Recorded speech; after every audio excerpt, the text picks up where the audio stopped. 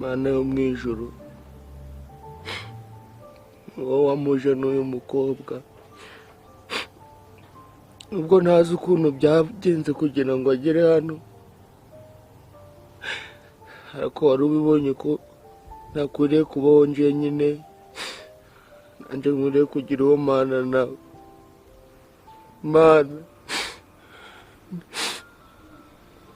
ndakwinginze kugira ngo uzaduhe ikidutunga, uzatuma abantu banshishamo ijisho. Mana, niba byashoboka nanjye uzangira umuntu w'umugabo,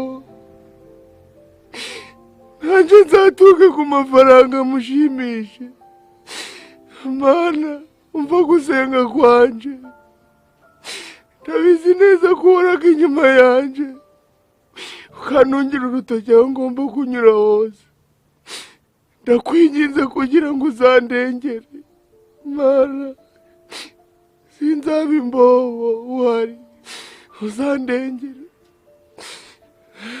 uzamfashe.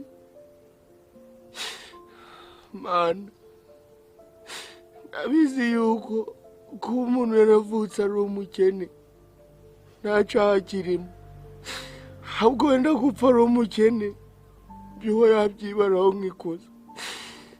Mana, ngiye gushaka ukuntu nkora, nawe uzabihesha umugisha. Mana, ntuzantererane izingo.